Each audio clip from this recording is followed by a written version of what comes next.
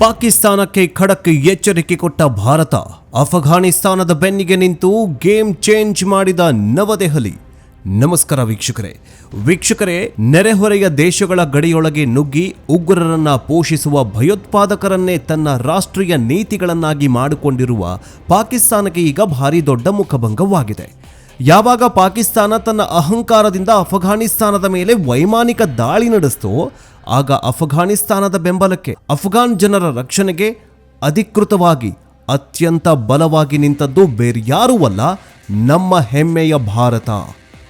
ಅಫಘಾನಿಸ್ತಾನದ ಮೇಲೆ ಪಾಕಿಸ್ತಾನ ನಡೆಸಿದಂತಹ ಅಮಾನವೀಯ ದಾಳಿಯನ್ನ ಭಾರತ ಸರ್ಕಾರ ತೀವ್ರವಾಗಿ ಮತ್ತು ಕಟುವಾಗಿ ಖಂಡಿಸಿದೆ.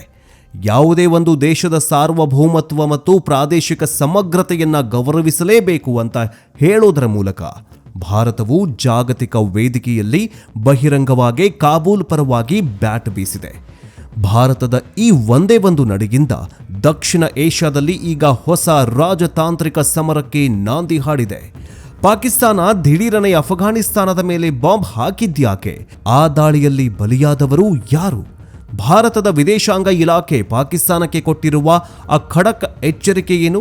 ತಾಲಿಬಾನ್ ಆಡಳಿತವಿದ್ರೂ ಭಾರತ ಅಫಘಾನ್ ಪರವಾಗಿ ನಿಲ್ಲೋದಕ್ಕೆ ಅಡಗಿರುವ ಆ ರಾಜತಾಂತ್ರಿಕ ಲೆಕ್ಕಾಚಾರವೇನು? ಬನ್ನಿ ಇವತ್ತಿನ ಈ ಡೀಟೇಲ್ಡ್ ವಿಡಿಯೋದಲ್ಲಿ ಪಾಕಿಸ್ತಾನದ ಕುತಂತ್ರ ಮತ್ತು ಭಾರತದ ಮಾಸ್ಟರ್ ಸ್ಟ್ರೋಕ್ ಅನ್ನ ಎಳೆಯಾಗಿ ಬಿಚ್ಚಿಡ್ತೀವಿ. ಆದರೆ ಅದಕ್ಕಿಂತ ಮುಂಚೆ ಪಾಕಿಸ್ತಾನ ತಿನ್ನೋದಕ್ಕೆ ಹಿಟ್ಟಿಲ್ಲ, ಕುಡಿಯೋದಕ್ಕೆ ನೀರಿಲ್ಲ, ತನ್ನ ಸೈನಿಕರನ್ನ ಇದೇ ಬಲೂಚ್ ಲಿಬರೇಷನ್ ಆರ್ಮಿಯ ಸೈನಿಕರು ಹಿಡಿದಿಟ್ಕೊಂಡಿದ್ದಾರೆ. ನಾವು ಪಾಕಿಸ್ತಾನದ ಸೈನಿಕರು, ದಯವಿಟ್ಟು ನಮ್ಮನ್ನ ಕರೆಸ್ಕೊಂಡು ಹೋಗಿ ಅಂತ ಸೈನಿಕರು 7 ಸೈನಿಕರು ಅಂಗಲಾಚ್ತಾ ಇದ್ದಾರೆ, ಕಣ್ಣೀರು ಹಾಕ್ತಾ ಇದ್ದಾರೆ. ಅವರನ್ನ ಬಿಡಿಸ್ಕೊಳ್ಳೋ ಯೋಗ್ಯತೆ ಇಲ್ಲದ ಈ ಪಾಕಿಸ್ತಾನಕ್ಕೆ ಈಗ ಅಫಘಾನಿಸ್ತಾನದ ಮೇಲೆ ವೈಮಾನಿಕ ದಾಳಿ ನಡೆಸಿದೆಯಂತೆ. ತನ್ನ ಸೈನಿಕರಿಗೆ ಒಂದು ಹೊತ್ತು ಊಟ ಹಾಕೋದಕ್ಕೆ ದುಡ್ಡಿಲ್ಲ, ಒಂದು ಹೊತ್ತು ಊಟ ಬಿಡಿ, ಒಂದು ಹೊತ್ತು ನೀರು ಕುಡಿಯೋದಕ್ಕೆ ದುಡ್ಡಿಲ್ಲ, ನೀರು ಕುಡಿಯೋದಕ್ಕೆ ನೀರಿಲ್ಲ. ಇಂಥ ಪೊಗರಿನ ಪಾಕಿಸ್ತಾನದ ಬಗ್ಗೆ ನಿಮಗೇನು ಅನಿಸುತ್ತೆ? ಕಮೆಂಟ್ ಬಾಕ್ಸ್ನಲ್ಲಿ ತಿಳಿಸೋದನ್ನು ಮಾತ್ರ ಮರಿಬೇಡಿ. ಭಾರತದ ಈ ಒಂದು ನಿರ್ಧಾರ ಅಫಘಾನಿಸ್ತಾನಕ್ಕೆ ಬೆಂಬಲ ಸೂಚಿಸಿರೋದು ಎಷ್ಟರ ಮಟ್ಟಿಗೆ ಸರಿ? ಸೂಚಿಸಬೇಕಾಗಿತ್ತಾ? ನಿಮ್ಮ ಬೆಂಬಲನೂ ಇದೆಯಾ? ಕಮೆಂಟ್ ಬಾಕ್ಸ್ನಲ್ಲಿ ತಿಳಿಸಿ. ಬನ್ನಿ ವಿಡಿಯೋವನ್ನು ಶುರು ಮಾಡೋಣ. ವೀಕ್ಷಕರೇ, ಭಾರತದ ನಡೆಯ ಬಗ್ಗೆ ಮಾತನಾಡೋ ಮುನ್ನ ಅಸಲಿಗೆ ಗಡಿಯಲ್ಲಿ ನಡೆದಿದ್ದೇನು ಅನ್ನೋದನ್ನು ನಾವು ಅರ್ಥ ಮಾಡ್ಕೊಳ್ಬೇಕು.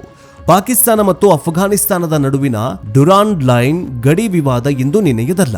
ಪಾಕಿಸ್ತಾನದ ಸೇನೆ ಇತ್ತೀಚೆಗೆ ಅಫಘಾನಿಸ್ತಾನದ ಪಕ್ತಿಕಾ ಮತ್ತು ನಂಗರ್ಹಾರ್ ಪ್ರಾಂತ್ಯಗಳ ಗಡಿಯೊಳಗೆ ನುಗ್ಗಿ ಅಮಾನವೀಯವಾಗಿ ವೈಮಾನಿಕ ದಾಳಿ ನಡೆಸಿತ್ತು. ಫೈಟರ್ ಜೆಟ್ಗಳ ಮೂಲಕ ಬಾಂಬ್ ಮಳೆಗೈದಿತ್ತು. ಈ ದಾಳಿಯ ಪರಿಣಾಮ ಎಷ್ಟೊಂದು ಭೀಕರವಾಗಿತ್ತಂದ್ರೆ, ಬರೋಬ್ಬರಿ 17 ಮುಗ್ಧರು, ಅದರಲ್ಲಿಯೂ ವಿಶೇಷವಾಗಿ ಮಹಿಳೆಯರು ಮತ್ತು ಪುಟ್ಟ ಮಕ್ಕಳು ಈ ದಾಳಿಗೆ ಸಿಲುಕಿ ಭೀಕರ ದುರಂತಕ್ಕೀಡಾಗಿದ್ದಾರೆ. ಪಾಕಿಸ್ತಾನದ ಈ ಕ್ರೂರ ನಡೆಯನ್ನ ಅಫಘಾನಿಸ್ತಾನದ ತಾಲಿಬಾನ್ ಸರ್ಕಾರ ತೀವ್ರವಾಗಿ ಖಂಡಿಸಿದೆ. ಪಾಕಿಸ್ತಾನ ಈ ದಾಳಿಯನ್ನು ಸಮರ್ಥಿಸಿಕೊಳ್ಳುತ್ತಾ, ನಾವು ಉಗ್ರರ ನೆಲೆಗಳ ಮೇಲೆ ದಾಳಿ ಮಾಡಿದ್ದೇವೆ ಅಂತ ತನ್ನ ಹಳೆ ಕ್ಯಾಸೆಟ್ ಅನ್ನ ಪ್ಲೇ ಮಾಡಿದೆ. ಆದರೆ ಅಫಘಾನಿಸ್ತಾನ ಇದನ್ನ ಆಕ್ರಮಣಕಾರಿ ನಡೆ ಅಂತ ಕರೆದಿದ್ದು, ಪಾಕಿಸ್ತಾನದ ರಾಯಭಾರಿಯನ್ನ ಕರೆಸಿ ತನ್ನ ತೀವ್ರ ಆಕ್ರೋಶವನ್ನ ಹೊರಹಾಕಿದೆ. ಅಷ್ಟೇ ಅಲ್ಲ, ನಮ್ಮ ನೆಲದ ಮೇಲೆ ದಾಳಿ ಮಾಡಿದ್ರೆ ತಕ್ಕ ಶಾಸ್ತಿ ಕೊಡ್ತೇವೆ ಅಂತ ತಾಲಿಬಾನ್ ಸರ್ಕಾರ ಪಾಕಿಸ್ತಾನಕ್ಕೆ ನೇರವಾಗಿ ಸೇಡಿನ ಎಚ್ಚರಿಕೆಯನ್ನು ನೀಡಿದೆ. ಯಾವಾಗ ಈ ಘಟನೆ ಜಾಗತಿಕ ಮಟ್ಟದಲ್ಲಿ ಸದ್ದು ಮಾಡುತ್ತೋ, ಆಗ ಅಖಾಡಕ್ಕೆ ಇಳಿದಿದ್ದು ಏಷ್ಯಾ ಖಂಡದ ಪವರ್ಫುಲ್ ರಾಷ್ಟ್ರ, ಇಡೀ ವಿಶ್ವದ ಪವರ್ಫುಲ್ ರಾಷ್ಟ್ರಗಳ ಪಟ್ಟಿಯಲ್ಲಿ ಸೇರಿರುವ ಇದೇ ನಮ್ಮ ಹೆಮ್ಮೆಯ ಭಾರತ. ಭಾರತದ ವಿದೇಶಾಂಗ ವ್ಯವಹಾರಗಳ ಸಚಿವಾಲಯದ ವಕ್ತಾರರು ನಡೆಸಿದಂತಹ ಅಧಿಕೃತ ಸುದ್ದಿಗೋಷ್ಠಿಯಲ್ಲಿ ಪಾಕಿಸ್ತಾನದ ಈ ಕೃತ್ಯವನ್ನ ಅತ್ಯಂತ ಕಟುವಾಗಿ ಟೀಕಿಸಿದ್ದಾರೆ. ಭಾರತ ಸ್ಪಷ್ಟವಾಗಿ ಹೇಳಿದ್ದೇನು ಗೊತ್ತಾ? ಯಾವುದೇ ರಾಷ್ಟ್ರವು ಮತ್ತೊಂದು ದೇಶದ ಗಡಿ ನಿಯಮಗಳನ್ನು ಉಲ್ಲಂಘಿಸಿ ಏಕಾಏಕಿ ದಾಳಿ ಮಾಡೋದು ಅಂತಾರಾಷ್ಟ್ರೀಯ ಕಾನೂನಿನ ಸ್ಪಷ್ಟ ಉಲ್ಲಂಘನೆಯಾಗತ್ತೆ. ಅಫಘಾನ್ ನೆಲದಲ್ಲಿ, ಅದರಲ್ಲೂ ಅಮಾಯಕ ನಾಗರಿಕರು, ಮಹಿಳೆಯರು ಮತ್ತು ಮಕ್ಕಳು ಈ ದುರಂತದಲ್ಲಿ ಬಲಿಯಾಗಿರುವುದು ಅತ್ಯಂತ ವಿಷಾದನೀಯ. ಭಾರತವು ಯಾವಾಗಲೂ ಅಫಘಾನಿಸ್ತಾನದ ಸಾರ್ವಭೌಮತ್ವವನ್ನು ಬೆಂಬಲಿಸುತ್ತದೆ ಅಂತ ಭಾರತ ಖಡಕ್ಕಾಗಿ ಹೇಳಿದೆ. ವೀಕ್ಷಕರೇ, ಭಾರತದ ಈ ಹೇಳಿಕೆ ಅರ್ಥ ಬಹಳ ಆಳವಾಗಿದೆ. ಭಯೋತ್ಪಾದನೆ ಹೆಸರಲ್ಲಿ ನೆರೆಯ ದೇಶಗಳ ಮೇಲೆ ದಾಳಿ ಮಾಡೋದು, ಗಡಿಯೊಳಗೆ ನುಗ್ಗಿಸೋದು ಪಾಕಿಸ್ತಾನದ ಹಳೆಯ ಚಾಳಿ. ತನ್ನ ದೇಶದಲ್ಲಿರುವ ಉಗ್ರರನ್ನ ಪೋಷಿಸುತ್ತಾ ಬೇರೆ ದೇಶದ ಮೇಲೆ ಗೂಬೆ ಕೂರಿಸುವ ಪಾಕಿಸ್ತಾನದ ನಾಟಕ ಇನ್ಮುಂದೆ ನಡೆಯೋದಿಲ್ಲ ಅಂತ ಭಾರತ ಪರೋಕ್ಷವಾಗಿ ಪಾಕಿಸ್ತಾನದ ಕಪಾಳಕ್ಕೆ ಬಾರಿಸಿದಂಗೆ ಕಿಚಾಯಿಸಿದೆ.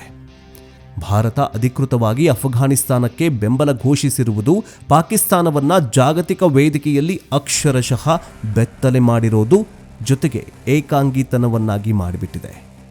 ಒಂದು ಕಡೆ ಪಾಕಿಸ್ತಾನ ತೀವ್ರ ಆರ್ಥಿಕ ಬಿಕ್ಕಟ್ಟಿನಿಂದ ನರಳಾಡ್ತಾ ಇದೆ, ಐಸಿಯುನಲ್ಲಿದೆ, IMF ಮುಂದೆ ಭಿಕ್ಷಾಪಾತ್ರ ಹಿಡಿದುಕೊಂಡು ನಿಂತಿದೆ. ಇನ್ನೊಂದು ಕಡೆ ತನ್ನದೇ ದೇಶದಲ್ಲಿ ರಾಜಕೀಯ ಅಸ್ಥಿರತೆ ತಾಂಡವವಾಡ್ತಾ ಇದೆ.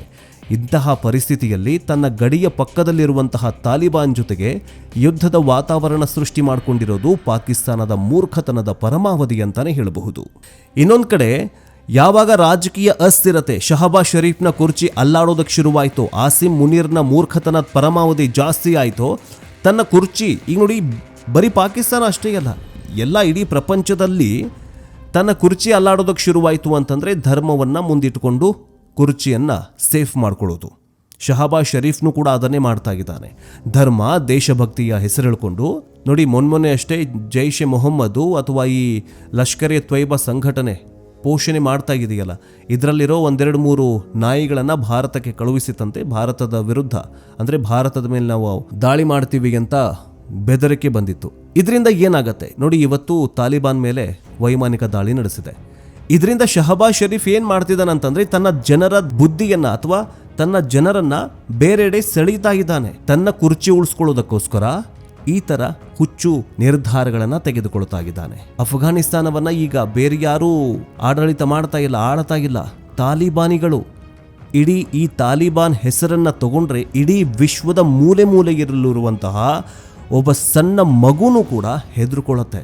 ಅಷ್ಟೇ ಯಾಕೆ, ಇದೇ ವಿಶ್ವದ ದೊಡ್ಡನ್ನ ಅಫ್ಘಾನಿಸ್ತಾನವನ್ನ ಆಳೋದಕ್ಕೆ ಮುಂದಾಗಿದ್ದ ಅಫ್ಘಾನಿಸ್ತಾನದಲ್ಲಿ ತಾಲಿಬಾನಿಗಳು ಇದೇ ದೊಡ್ಡನ್ನ ಸೈನಿಕರನ್ನ ಓಡ್ ಹೋಗುವಂಗೆ ಮಾಡಿದ್ದಾರೆ.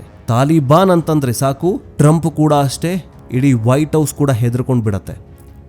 ಅಂಥ ತಾಲಿಬಾನಿಗಳ ವಿರುದ್ಧ ವೈಮಾನಿಕ ದಾಳಿ ನಡೆಸಿದಾರಂತಂದ್ರೆ ಇನ್ನು ಪಾಕಿಸ್ತಾನ ಉಳಿಗೆತ್ತ? ಯಾವಾಗ ಅಫ್ಘಾನಿಸ್ತಾನದ ಬೆಂಬಲಕ್ಕೆ ಭಾರತ ನಿಂತ್ಕೊಳ್ತೋ ಅಫ್ಘಾನಿಸ್ತಾನದ ನೈತಿಕ ಸ್ಥೈರ್ಯ ಮತ್ತಷ್ಟು ಹೆಚ್ಚಾಗಿದೆ. ಪಾಕಿಸ್ತಾನ ದಕ್ಷಿಣ ಏಷ್ಯಾದಲ್ಲಿ ಅಶಾಂತಿ ಸೃಷ್ಟಿ ಮಾಡ್ತಾ ಇದೆ ಎಂಬ ಭಾರತದ ವಾದಕ್ಕೆ ಈಗ ಅಂತಾರಾಷ್ಟ್ರೀಯ ಮಟ್ಟದಲ್ಲಿ ಬಲ ಸಿಕ್ಕಂತಾಗಿದೆ. ಪಾಕಿಸ್ತಾನದ ಈ ದುಸ್ಸಾಹಸವನ್ನ ಬೇರೆ ಯಾವ ಇಸ್ಲಾಮಿಕ್ ರಾಷ್ಟ್ರಗಳು ಬೆಂಬಲಿಸ್ತಾ ಇಲ್ಲ ಅನ್ನೋದು ಇಲ್ಲಿ ಗಮನಿಸಬೇಕಾದ ಪ್ರಮುಖ ಅಂಶವಾಗಿದೆ. ಇಲ್ಲಿ ಪಾಕಿಸ್ತಾನದ ನೋಡಿ, ವಿಶ್ವದಲ್ಲಿ ಇಸ್ಲಾಂ ರಾಷ್ಟ್ರಗಳು ಅಂತಂದ್ರೆ 53ಕ್ಕೂ ಹೆಚ್ಚು ಇಸ್ಲಾಂ ರಾಷ್ಟ್ರಗಳಿದ್ದಾವೆ, ಅಂದರೆ ಮುಸಲ್ಮಾನ್ ರಾಷ್ಟ್ರಗಳಿದ್ದಾವೆ. ಪಾಕಿಸ್ತಾನವೂ ಕೂಡ ಇಸ್ಲಾಂ ರಾಷ್ಟ್ರ. ಪಾಕಿಸ್ತಾನ ಈಗ ಅಫ್ಘಾನಿಸ್ತಾನದ ಮೇಲೆ ದಾಳಿ ಮಾಡಿರೋದ್ರಿಂದ ಅಫ್ಘಾನಿಸ್ತಾನದ ಬೆಂಬಲಕ್ಕೆ ಇಡೀ ವಿಶ್ವ ನಿಲ್ತಾ ಇದೆ ಹೊರತಾಗಿ ಪಾಕಿಸ್ತಾನದ ಬೆಂಬಲಕ್ಕೆ ಇಡೀ ವಿಶ್ವ ನಿಲ್ಲೋದಿರಲಿ, ಇಸ್ಲಾಂ ರಾಷ್ಟ್ರಗಳು ಕೂಡ ಮುಂದೆ ಬರ್ತಾ ಇಲ್ಲ. ಪಾಕಿಸ್ತಾನದ ಬೆಂಬಲಕ್ಕೆ ಸಪೋರ್ಟ್ಗೆ ಯಾರು ಕೂಡ ಬರ್ತಾ ಇಲ್ಲ. ಇಲ್ಲಿ ನಿಮ್ಮ ಮನಸ್ಸಲ್ಲಿ ಒಂದು ಪ್ರಶ್ನೆ ಮೂಡಬಹುದು, ಅಫ್ಘಾನಿಸ್ತಾನದಲ್ಲಿ ಇರೋದು ಪ್ರಜಾಪ್ರಭುತ್ವ ಸರ್ಕಾರವಲ್ಲ, ಬದಲಾಗಿ ತಾಲಿಬಾನ್ ಆಡಳಿತ. ಹಾಗಿದ್ರೂ ಭಾರತ ಯಾಕೆ ಅವರಿಗೆ ಬೆಂಬಲ ಸೂಚಿಸ್ತಾ ಇದೆ ಅಂತ? ವೀಕ್ಷಕರೇ, ಇಲ್ಲೇ ಇರೋದು ಭಾರತದ ಚಾಣಕ್ಯ ನೀತಿ. ಭಾರತದ ವಿದೇಶಾಂಗ ನೀತಿಯು ಯಾವಾಗಲೂ ಒಂದು ನಿರ್ದಿಷ್ಟ ಆಡಳಿತವನ್ನ ಬೆಂಬಲಿಸುವುದಿಲ್ಲ, ಬದಲಾಗಿ ಆ ದೇಶದ ಜನರ ಹಿತಾಸಕ್ತಿಯನ್ನ ಬೆಂಬಲಿಸುತ್ತೆ ಮತ್ತು ಆಧಾರವಾಗಿರಿಸಿಕೊಳ್ಳುತ್ತೆ. ಅಫ್ಘಾನಿಸ್ತಾನದ ಸಾಮಾನ್ಯ ಜನರ ಜೊತೆಗೆ ಭಾರತ ಶತಮಾನಗಳ ಐತಿಹಾಸಿಕ ಮತ್ತು ಸಾಂಸ್ಕೃತಿಕ ಸಂಬಂಧವನ್ನ ಹೊಂದಿದೆ. ಅಲ್ಲಿ ಅಣೆಕಟ್ಟುಗಳನ್ನ, ರಸ್ತೆಗಳನ್ನ, ಸಂಸತ್ ಭವನವನ್ನ ಕಟ್ಟುತ್ತಾ ಇರೋದೇ ನಮ್ಮ ಭಾರತ.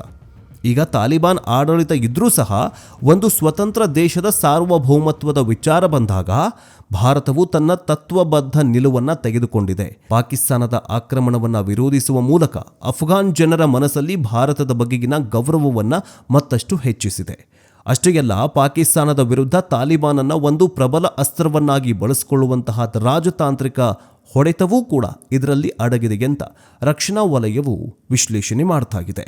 ಇನ್ನು ಮುಂದೆ ಏನಾಗತ್ತೆ ದೇವರೇ ಬಲ್ಲ. ಯಾಕಂತಂದರೆ ಸೇಡಿಗೆ ಸೇಡು, ಮುಯಿಗೆ ಮುಯಿ ಅಂತ ಹೇಳ್ತೀವಲ್ಲ, ಇನ್ನು ಪಾಕಿಸ್ತಾನ ಉಳಿಯೋದು ಗ್ಯಾರಂಟಿ ನಮಗೇನು ಅನ್ನಿಸ್ತಾಗಿಲ್ಲ. ಯಾಕಂತಂದರೆ ಪಾಕಿಸ್ತಾನದ ಆಟ ಮುಗಿದು ಹೋಯಿತು.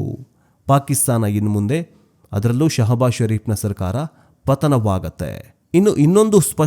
ಇನ್ನೊಂದು ಸ್ಪಷ್ಟಪಡಿಸಬೇಕಾಗತ್ತೆ. ಏನಂದರೆ, ಕಳೆದ ವರ್ಷ ಅಕ್ಟೋಬರ್ನಲ್ಲಿ ಎರಡೂ ಕಡೆಯವರು ಸಂಕ್ಷಿಪ್ತವಾಗಿ ಶಸ್ತ್ರಾಸ್ತ್ರ ಸಂಘರ್ಷದಲ್ಲಿ ತೊಡಗಿಕೊಂಡಿದ್ರು, ಅಫ್ಘಾನಿಸ್ತಾನ ಮತ್ತು ಪಾಕಿಸ್ತಾನ.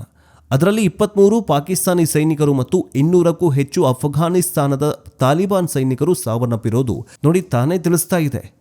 ಇಲ್ಲೆಲ್ಲೂ ಕೂಡ ಅಶಾಂತಿ ಸೃಷ್ಟಿ ಮಾಡ್ತಾ ಇರೋದು ಪಾಕಿಸ್ತಾನವೇ ಹೊರತಾಗಿ ಅಫ್ಘಾನಿಸ್ತಾನ ಅಲ್ಲ, ಬಲೂಚ್ ಅಲ್ಲ, ಜೊತೆಗೆ ಭಾರತವೂ ಅಲ್ಲ. ಒಟ್ಟಾರೆಯಾಗಿ ಹೇಳೋದಾದ್ರೆ ಪಾಕಿಸ್ತಾನವು ತಾನು ತೋಡಿದ ಗುಂಡಿಗೆ ತಾನೇ ಬೀಳ್ತಾಗಿದೆ. ಭಯೋತ್ಪಾದನೆ ಎಂಬ ಹಾವಿಗೆ ಹಾಲೆರೆದು ಬೆಳೆಸಿದ್ದ ಪಾಕಿಸ್ತಾನಕ್ಕೆ ಈಗ ಅದೇ ಹಾವಾಗಿ ಕಚ್ಚೋದಕ್ಕೆ ಶುರು ಮಾಡಿದೆ. ಭಾರತದ ಈ ಸ್ಪಷ್ಟ ಮತ್ತು ಕಠಿಣ ನಿಲುವು ಜಾಗತಿಕ ವೇದಿಕೆಯಲ್ಲಿ ನವದೆಹಲಿಯ ನಾಯಕತ್ವವನ್ನು ಮತ್ತಷ್ಟು ಗಟ್ಟಿಗೊಳಿಸಿದೆ. ಅಫ್ಘಾನಿಸ್ತಾನದ ವಿಚಾರದಲ್ಲಿ ಪಾಕಿಸ್ತಾನ ಇನ್ನು ಮುಂದೆ ಯಾವುದೇ ದುಸ್ಸಾಹಸಕ್ಕೆ ಕೈ ಹಾಕುವ ಮುನ್ನ 100 ಬಾರಿ ಯೋಚಿಸಬೇಕಾದ ಪರಿಸ್ಥಿತಿಯನ್ನು ಭಾರತ ನಿರ್ಮಾಣ ಮಾಡಿದೆ. ನಿಮಗೇನನ್ಸುತ್ತೆ ವೀಕ್ಷಕರೇ? ಅಫ್ಘಾನಿಸ್ತಾನದ ಬೆನ್ನಿಗೆ ನಿಂತು ಪಾಕಿಸ್ತಾನಕ್ಕೆ ಎಚ್ಚರಿಕೆ ಕೊಟ್ಟಿರುವ ಭಾರತದ ಈ ದಿಟ್ಟ ನಡೆ ಸರಿನಾ ತಪ್ಪಾ? ಕಮೆಂಟ್ ಬಾಕ್ಸ್ನಲ್ಲಿ ತಿಳಿಸಿ.